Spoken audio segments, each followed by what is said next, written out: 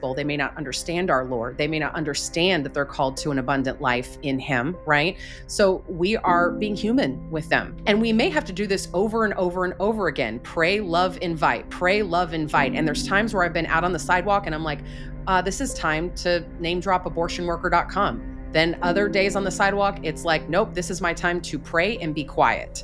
I know I don't have perfect discernment this side of heaven, but what I can tell you is that if you put this before God and you invite the Holy Spirit into those conversations, He will show you when you are supposed to speak and when you are supposed to be silent. Well, howdy, everyone, and welcome again to the Lauren Musica Show. I'm your host, Lauren Musica, attorney and president CEO of Sidewalk Advocates for Life. You know, I thought it was time to brass tacks one of the biggest questions we get here at Sidewalk Advocates for Life, and that is, how have you guys helped to close 70 abortion facilities, at least at this point in your 11-year history? I mean, if it's true that abortion is what it is, the egregious taking of innocent human life, then of course, as a people of faith and conscience, it should be a priority to shut these places down. So it's a great question. Today, I'm going to give you my favorite top 5 ways to close your local facility. And of course, these are all peaceful ways to close facilities because violence is never the answer. I would hope that that would go without saying. We're pro-life in all ways, right? And I would say that at one time or another, we have used all 5 of these ways to close an abortion facility, with number 1 and number 2 primarily being the way that our organization does so. Now, on point 3, I'm going to actually clip in my friend Eric Scheidler of Pro-Life Action League. He's going to share his wisdom on that point because it happens to be his particular area of expertise. If you don't yet know Eric, after his father, Joe Scheidler, God rest his soul, founded the Pro-Life Action League in 1980 with the aim of saving unborn children through nonviolent direct action. His son Eric later took over, and under Eric's direction, the Pro-Life Action League has expanded its national leadership role to include coordinating big nationwide events. They have also provided assistance to local pro-life leaders throughout the country in organizing various types of public pro-life witness, among many other things. So I'm so excited for you guys to hear his wisdom in the middle of this broadcast. Okay, so with that, let's go ahead and dive in. 5 ways to close your local abortion facility. Number 1, this is the most obvious to those of us who are sidewalk advocates. You're going to go to your local abortion facility and help abortion vulnerable mothers at these facilities by sharing life-affirming alternatives. We know that when we meet a woman at the abortion facility, there's a reason or set of reasons as to why she's there. She's seeing abortion as a possible solution to a perceived crisis, right? And you may also be encountering other types of clients at, for example, a Planned Parenthood facility. A lot of Planned Parenthood facilities across the country don't just do abortions, but they do other things. Now, they have a super low level menu of services. But the idea is you want to get to know your local facility and the types of clients that are going there. And I mean, this is as simple as just going on their website and looking at their menu of services, of their so called services, right? And then what you're going to do for each one is to find the free or low cost life affirming alternative for each one of those things. So, for example, abortion, right? We're going to want to get her to our local life affirming pregnancy resource center. These outnumber abortion facilities in the country more than 4 to 1, and they can service a woman's situation. We're the connectors. We're doing crisis intervention. We want to get them into the arms of those who do that ongoing crisis management. And so again, if she's facing an unexpected pregnancy, these facilities, pregnancy resource centers, specialize in triaging her situation, and we want to get her there as soon as possible. And then sometimes a facility will do other things like a well woman exam, breast exam, STD, STI testing. There's even a few facilities that will do a super general health screening. Now, what's so ironic is other than STD, STIs, they really can't treat anything in office. Planned Parenthood, again, offers American women and men a super low level of so-called health services. Side note. So for a well woman exam, breast exam, even STD, STI testing in and of itself, not morally problematic. And even then, we want women to take charge of their health. We want them to go get their well woman exams, to do breast exams, right? But their money is going to an abortion facility. And so we can empower these folks to take their business elsewhere, letting them know, first of all, this is an abortion facility. I'm sure you don't want your money going here. Hey, did you know that Dr. Jones does them down the street, does well woman exams down the street for $25 cheaper?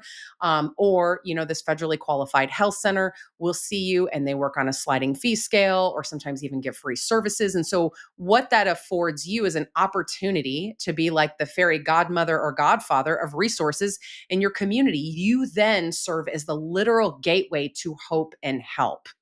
So again, go on the website for your local abortion facility and or Planned Parenthood facility. Look at everything that's offered to the community. And for each one, I want you to find the low or no cost life affirming alternative. And what you'll do is you'll gradually drain that abortion facility of demand, and it will be hard for that facility to stay open. Okay, now, side note, I would really encourage you not to refer for artificial birth control. This is a very common client at a Planned Parenthood facility. But here's my case for not referring for this and actually filling the need in a different way. Birth control in the modern era is artificial birth control is often an abortifacient. One of its mechanisms, quite often, is to thin the lining of the uterus and throw out a newly conceived life. And if we believe that life begins at conception, we don't want to have a hand in that, right? And then quite often, we're dealing with a woman. I mean, this is like 98, 99% of the time, we're coming across a woman or a man who's unmarried. And we want to advocate for sexual integrity, for waiting until marriage, for protecting their heart. They don't have to worry about STD, STIs. They don't have to worry about being used. They don't have to worry about unexpected pregnancy, right? I mean, there really is such a case for waiting until marriage. And then for some of us, we're in churches where there are covenantal concerns. I come from a church that believes that that can be a barrier for a married couple really coming together and being open to the gift of life. So, if the client is unmarried, I want to encourage you to plant seeds for sexual integrity. And we teach this in the Sidewalk Advocates for Life training, and really everything I just went over. This is what we do day in and day out is we teach people to go to facilities and offer loving, life affirming alternatives. So if we can help you with that, knowing what to say, because that's not always the easiest sell. She's going in there for her depot shot or for the birth control pill. The guy's going in there for condoms, right? And so it's like, how do you sell this to a culture that is sold out on sex whenever it wants with whoever they want and with no consequences, supposedly, even though we know that that's not really true. That can feel like a tough sell, but we've got some really good dialogue that we teach our sidewalk advocates to employ in precarious situations like this. And then if they're married, which I would say is about 1% to 2% of the time, most people who are going in there, just because again, Planned Parenthood cultivates a lifestyle that's not conducive to waiting into marriage, right? But you do encounter folks who are married. I love to give them a solution still, a family planning method like a fertility awareness based model that doesn't risk abortifacient drugs and devices, could cause an early abortion, and then supports communication in marriage and respect in marriage. And so maybe you can give them a pamphlet on natural family planning or point them to a website. If that's not something you've got direct experience with, don't be afraid to just plant a seed and just give them that resource and wish them well, right? So number one here is all about eliminating demand. And it's not hard to do so because Planned Parenthood, quite often you're dealing with a Planned Parenthood facility. They have the greater market share of the abortion empire here. But Planned Parenthood offers like a super low level menu of services. And so it's easy to show your community how they are replaceable, right? And then if you have a facility that just does abortions, you go out there and you love on people and you connect them with resources because we have truth and love and natural law on our side.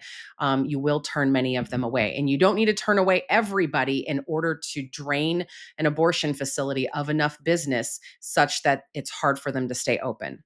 Okay, so number one, we are offering loving, life affirming alternatives to those who were servicing the abortion or abortion referral facility, and we're gradually eliminating demand. Number two actually hits the supply side of that abortion facility. And it's all about helping workers leave the industry. If there's no one there to do the abortions, then it's hard for facilities to stay open. And this has actually been done where a facility's been drained of its workers, shut such that it has shut a place down. That has happened through, and then there were none abortion worker ministry working in tandem many times with sidewalk advocates, other peaceful sidewalk counselors. So, when you go to an abortion facility and you're not reaching out to clients, then you have an opportunity to reach out to those who are on the sidewalk as escorts or work inside the facility, or, maybe your higher ups that have an office there or whatnot. But the idea here is that no one grows up wanting to work in the abortion industry. Most people who work in the abortion industry have one or more abortions in their past, and it's often a mode of pain and justification that keeps them chained to the industry. Okay. So just knowing that you're working quite often with very wounded individuals. How many people have you talked to where they're like, well, when I grow up, I want to be a veterinarian. Okay. When I grow up, I want to be an astronaut. Okay. When I grow up, I want to be an abortionist. When I grow up, I want to be an abortion doula. Like nobody says that, right? There's almost always a reason why somebody works in this industry. And so, what we need to do, because we're dealing with someone who very often has a lot of trauma in their past, we want to develop a relationship over time. We need to become a safe place for them. And we can plant seeds about our friends, and then there were none, abortion worker ministry, and name drop at different times abortionworker.com. Abortionworker.com. And again, this is a ministry that helps with financial, legal, vocational support services, et cetera, as they transition out of the industry and look to heal. And believe you me, these folks will need healing. They have seen and heard things inside that facility that understandably are traumatizing because they're taking the lives of innocent children, and they're having to see the brokenness before and after that in these women and families, right? The biggest thing that I want you to remember here, the biggest thing that I have learned in helping workers leave the industry is that conversion often takes time. Someone can have a revelation that maybe they're in the wrong spot, but don't be surprised if it takes them a little bit to actually make the decision to get out of the industry. And this is where prayer is so important. Prayer can move mountains. Sometimes it's only prayer that can change someone's heart, because this is a spiritual battle at its core. We need these folks to know that we love them, that we want to see them saved, right? And maybe we're not using Christianese language like that right up front. And I'm not meaning to demean that message. I'm just saying there's a right time and place for it. To them, it can sound like noise, because they don't understand the gospel. They may not understand our Lord. They may not understand that they're called to an abundant life in Him, right? So we are being human with them. We're trying not to be weird. We're trying to be a safe place.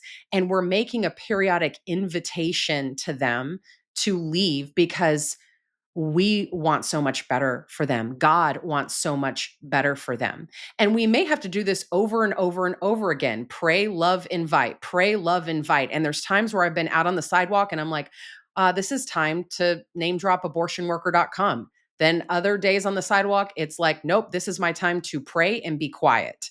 I know I don't have perfect discernment this side of heaven, but what I can tell you is that if you put this before God and you invite the Holy Spirit into those conversations, He will show you when you are supposed to speak and when you are supposed to be silent. And keep this in mind. Y'all, I have heard this so many times from abortion workers. They say that when we're on the sidewalk and we are planting seeds and we are praying for them, that the times that we feel like very little or even nothing is happening is when there's actually a lot happening on their hearts. There's a lot going on that we cannot see sometimes.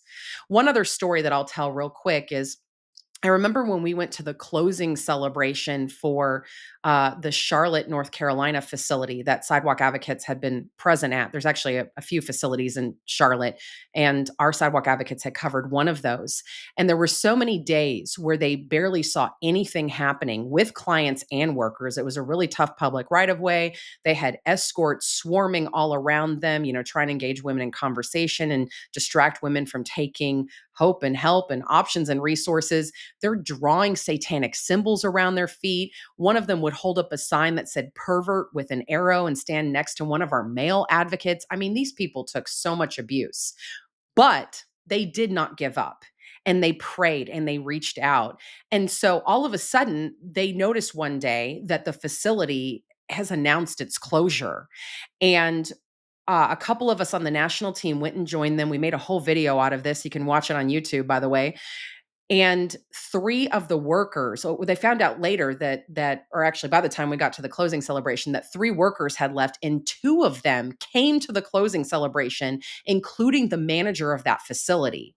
And I still remember the manager of this former manager of this facility saying to all of us that the prayer had affected her so much that there were days that she actually turned away 50% of the so-called abortion business that day, that if she noticed any equivocation with a woman, she would tell them not to do it. And the owner of the facility would come to her and go, Alicia, this is crazy. We had 18 women. What happened? We only have 8. We only have 10. And Alicia would be like, I don't know what happened. So God was at work even when they could not see it with these workers. And so I just really encourage you, do not give up, because you will reap a harvest if you do not give up. So important. Okay, so this is just good business, right? You hit demand, you hit supply. So that's number 1. That's number 2. And the third thing that I put out there is consider doing an information campaign exposing your local abortion facility. Now, if you're with us at Sidewalk Advocates for Life, this is outside of our mission. So you would have to do this on the side. But one of the best resources for this, for you to do this as a community, is Pro-Life Action League. And so, as I noted earlier, I want to go ahead and bring in Eric Scheidler, the executive director of Pro-Life Action League, who actually has 5 excellent subpoints on this idea. So here's his wisdom on this topic. This is Eric Scheidler, Executive Director of the Pro-Life Action League, and I'm thrilled to be a part of Sidewalk Advocates' effort to help you close down your local abortion facility. I want to offer 5 different ways that we've been able to expose our local abortion facilities to the community, to the police, and to the media. Number 1 is leafleting the neighborhood. We've done this multiple times at different abortion facilities around the Chicago area. Sometimes we'll even have a little goodie bag that we put several different pro-life flyers in, including information about the local abortion facility. Or you can just leaflet door to door. You can put leaflets under the windshields of cars at the, on the streets or at a local shopping mall that tell the story about this abortion clinic. Simply informing people that there is an abortion clinic in their community can be very disturbing for them. They don't want to think about abortion. They don't want to be around abortion. They don't want abortion in their town. So leafleting the neighborhood, spreading the word door to door, can be a really great way. We also like to carry leaflets with us when we're outside the abortion facility praying or counseling, so we can tell passersby about the place. And you'll often find that there are things people don't know that you can share with them. Many times, especially with Planned Parenthood, abortion facilities will deceive the city council or the planning commission about what their plans are when they're building. That can be something you share with the community.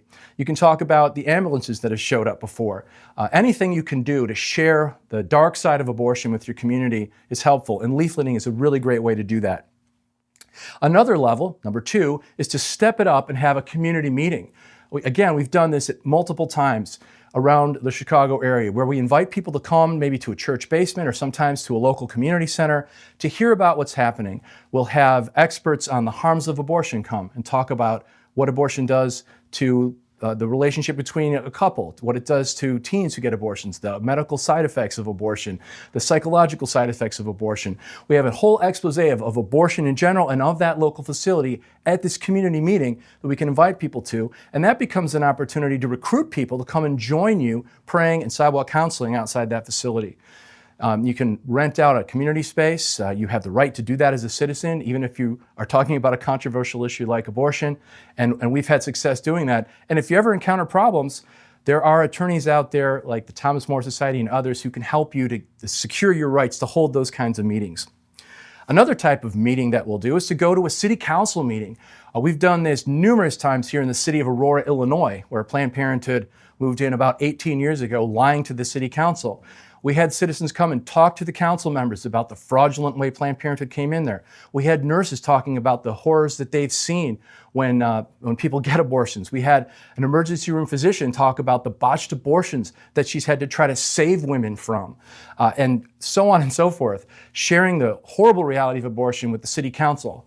Even if there isn't a controversy like there was here in Aurora over deceptive practices by Planned Parenthood, just go into the city council to speak out, especially if you do it in an organized way with several different speakers all together, can be a way to get media attention.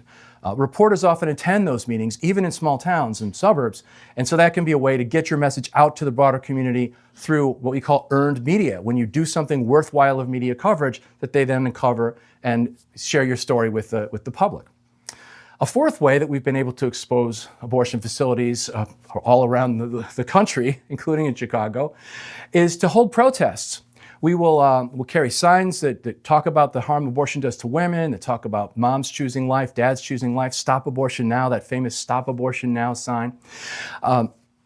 Of course, anytime you're going to be protesting near an abortion facility, you have to be very careful never to disrupt the sidewalk counseling activity, or if there's an adjacent pregnancy center, never to disrupt their work reaching out to women who need help to choose life for their babies. So Protest Week, we have a lot of help for you at prolifeaction.org on how to organize protests that will expose the abortion clinic to passersby in their cars, and again, may earn you media coverage that shares your message with the general public. And the fifth, and for us maybe the most important way that you can expose the local abortion facility, is to routinely submit Freedom of Information Act requests with the local 911 service. So here in Aurora, we submit these FOIA is the shorthand term for that. Under federal law, you have the right to certain information the government has. We submit these FOIA requests asking for information about calls that they've received. Sometimes we see an ambulance ourselves and we follow up with a call asking for the records from FOIA. And that's a way that we can really publicize the harms that are coming to women from these abortion facilities. So those are 5 ways: leafleting, community meetings, city council meetings, protests, and FOIA that you can expose your local abortion facility. Good luck with all of your pro-life work, and God bless you. Awesome. Thank you so much, Eric. So helpful. All right. Point number 4. You want to make your local pregnancy center famous in your community. So I talked a little bit about this in point number 1. But one thing you can do in some of your spare time is to go to local churches and put flyers or information there about the local pregnancy center. Go to some of these community billboards. You ever gone to your local Starbucks and seen the community billboard, right? Why not put a flyer up about the local pregnancy center and all of their services should someone be facing an unexpected pregnancy? You could even do a porch drop with information about your local pregnancy center and all that they do in your community. So again, the idea here is to inform your community of everything that's available to them through this life-affirming entity to make Planned Parenthood or your local facility, abortion facility, obsolete, because they are, right? Pregnancy centers can help with everything a woman needs if she's facing an unexpected pregnancy. Free pregnancy tests, sonograms, options counseling, and then if the test is positive, they have all these resources. And I would just really encourage you to get to know your local pregnancy center, because once in a while there is a special need that they can't fill, but more often than not, they can help her find a job, find insurance, a place to live. A lot of these facilities are connected to maternity homes. If mom and dad are going to kick her out of the house, or she is worried about housing, even if she has other children, right? A lot of maternity homes will take women who also have another child or two with them already. And so the idea here is that they are, again, experts in ongoing crisis management. They're able to get her on her feet and then journey with her. But it just blows my mind that so many people arrive at the abortion facility not knowing that these types of facilities exist. And again, they outnumber our abortion facilities in this country more than 4 to 1. So go to optionline.org if you don't know your local facility, enter your zip code or your city or your state, and you'll pull up a whole list of them. And just make sure that you have these at your fingertips, and then you're informing the faithful wherever they are. Or again, a high traffic area in your community, throw up a flyer and inform people that this facility or a bunch of these facilities exist in your backyard and they are there to serve women in your community. Such a beautiful opportunity here. All right, number 5. So, my last point here is to teach the stakeholders in your community how to help a friend or neighbor choose life. One thing that hit me soon after the overturning of Roe versus Wade with the advent of the Dobbs Supreme Court decision is that now the proverbial sidewalk is everywhere. Meaning, whether we go to the sidewalk in front of an abortion facility or not, in today's day and age, as people of faith and conscience, we are all sidewalk advocates. We very well have a neighbor, a friend, an extended family member, at least at some point or another, who is going to face an unexpected pregnancy. And we need to be ready. We need to be ready to help them. The majority of abortions nowadays are chemical and quite often mail order. And so your neighbor's bathroom may be being turned into an abortion facility because that woman will take that first pill and it will starve the baby. It blocks the pregnancy hormone progesterone, which helps feed the baby and grow the baby, sustain the baby, right? So the baby will slowly begin to die, and then the second pill expels. And the testimony from these women who have walked through a chemical abortion regimen is that it is very traumatic. It's unbelievable to me that we can order these pills right to our doors now in pro abortion or pro life states. Even if your state is one that says, hey, these drugs and devices are not allowed to come across state lines, it's hard to regulate that. They can't go through every piece of mail, right? And even then, women can get bootleg pills from Mexico and India. I have actually had friends who have gone online and been able to do this, and they were not pregnant and they were delivered to their front door. And so we have to be at the ready, recognizing that a woman is either ordering these to her front door or she may be leaving our area for the next nearest abortion facility to either get a surgical or a chemical abortion. And this is whether we are in a pro abortion, state that allows abortion, or a pro life state. Just because abortion is illegal here in the great state of Texas, where I live, it does not mean that unexpected pregnancy has just gone up in smoke. It just means that there is a population that is amenable to travel. Yes, I do believe that the law is saving lives. It's getting people to think a little bit more about their behavior. We have heard this firsthand. A lot of women will choose life simply because it's not available, abortion's not available to them. But there is a population who's willing to travel. And so recognize that someone may be getting ready to drive 300 or 600 miles away to the next nearest abortion facility. In fact, about 20% of all women seeking abortion today are traveling across state lines. So we as pro-lifers, we have to know how to help a mom choose life, and we have to teach people around us how to have these conversations, at least enough in an intelligent way that we can connect her with our local pregnancy resource center. So if you're not somebody who does sidewalk advocacy, you're not doing what some of us do and going to abortion facilities and offering loving, life affirming alternatives on the regular, my best advice is to first meet that mother where she is, understand her perceived crisis. Is she afraid about putting food on the table, where she's going to live, continuing with work, school, or career, right? And so we want to just first understand and empathize with her situation. We want to understand how that's moving her towards abortion. And then the next thing is we want to offer to fill those needs in a life affirming manner. So maybe it is a hand up with rent. Maybe it is connecting her with her local maternity home. Maybe it is offering to help her research a school that will allow her to continue with college and have her baby, right? either way, the pregnancy center is an expert in this. So getting her there is a great blessing. But either way, the last thing I'll say on this point is to offer to journey with her before and after the baby is born. And this is maybe the most important point, is recognizing, helping her to recognize that she is not alone, that she is not alone, and that you're going to be there for her no matter what she faces, and then following through on that. One of the moms that we just helped to cancel a late term abortion, a fully funded late term abortion across state lines from Texas to Washington, D.C. I still remember when she was on the phone and she was crying and saying, "You promise me you won't leave me. You promise me you won't leave me." And I told her, "Maria, I promise you I won't leave you."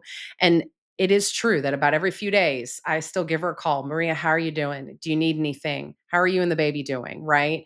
And I followed through on that promise. We should. It makes a difference.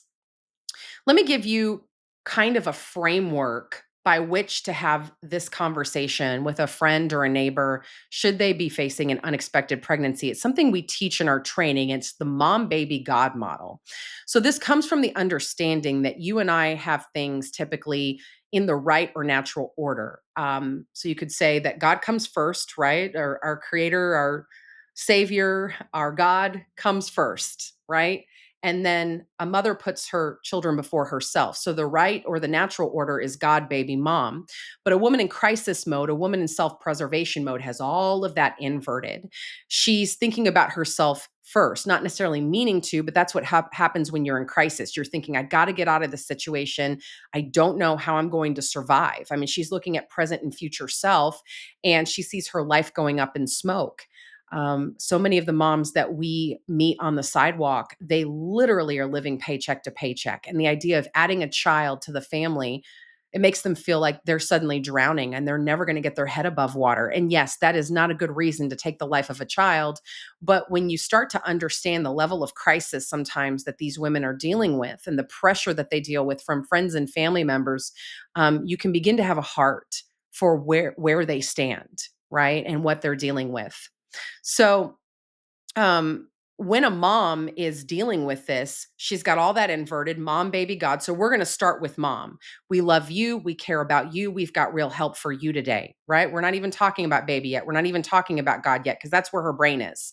We have to run to meet her where she is, just like Christ has met us in our great need, and use a language that she can understand. And then we're going to we're going to love her into a decision for life. And then so at one point, once we've addressed the perceived crisis and how we can help her, then we can transition. By the way, how far along are you? Oh, you're 8 weeks. Did you know your little one is doing backflips in your womb and, has a heartbeat and brain waves? And again, I wouldn't say it all like this. I would kind of slow it all down, but just say, your baby um, is precious, is irreplaceable, has a heartbeat, has brain waves. Right. So maybe we're painting a picture of life, something that the abortion facility will not do for her. In fact, many times they're hiding the sonogram screen from her face, and she has no idea about fetal development. She doesn't understand.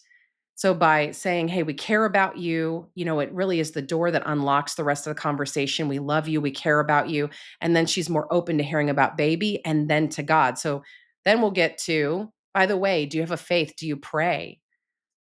I don't believe it's by chance that we were supposed to have this conversation. You are not alone. We are here for you. We've got a community of support at our church or amongst our friends, right? And we're going to walk with you through this and make sure you have everything you need to be okay, to be successful. So that's what I want you to keep in mind is mom, baby, God. Start with her. She's the one making the decision. If we don't reach her heart, then abortion doesn't end in that moment and a life isn't saved. And then transition, paint a picture of baby, talk about baby a little bit, right? What does baby look like at that stage? You may need to research some life before birth facts if that's not something that you have at your fingertips. And then planting seeds of faith, right? Planting seeds of faith. But I've often found that when I just address mom and her perceived crisis, quite often she's willing to go to the pregnancy center with me. And so I tell people as soon as someone is ready to go to the pregnancy center, try to cease the heavy conversation and just, make an appointment with her, offer to go with her, meet her over there. That can go a long way to making a solid decision for life, because once she gets to the pregnancy center and she partakes of holistic options counseling, they're going to give her all of her options and talk about the risks, with each one. But they're not going to sell her the death of her child. They're going to empower her and tell her she's enough, that she's loved, that she's not alone, and she can be an amazing mother, that she can still have her baby and have her dreams. Or if she feels like somehow she really can't do that, then she has the beautiful option of open adoption where she can place her child in a loving home, in a place and with parents that she chooses, and she can still be part of the extended family to see her child grow, right? This is a beautiful modern option that we have. And yeah, they're not going to tell her that she can just go and do this for $500, take the life of her child, and somehow her life is magically going to go back to normal. They're going to give her the truth, and they're going to do it with a lot of love. So we got to get her to the pregnancy center. And then when all of this happens, right in front of a sonogram, and she sees that evidence of life, I tell people I'm a decent talker, but I could never do what a sonogram does. And so if we can get her to a place that will show her the life of her baby in her womb, oh, there's nothing like it. So, all right, well, closing thought here. We have so many practical tools at our fingertips to close abortion facilities. But in closing here, I actually want to give you the one that covers all of this. In fact, I didn't even want to put it in the list because it's the foundation of the list, and that is prayer. We are told in scripture that with God, all things are possible, and apart from Him, we can do nothing.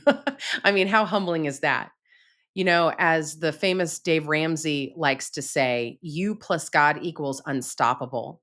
God gives all of our plans life. We need his spirit to guide and direct us, to clear the way and part the sea. And so when you are working to topple the Goliath facility in your backyard, remember that the simple stones, so to speak, of prayer, outreach, love, help, and hope are enough to gradually conquer the darkness. It may be something that happens really fast, or it may be something that takes a while. But rest assured, you're on the winning team and your victory is in process. And meanwhile, you are making a practical and eternal difference in the lives of everyone who crosses your path as you love and serve them. That's what I want you to remember.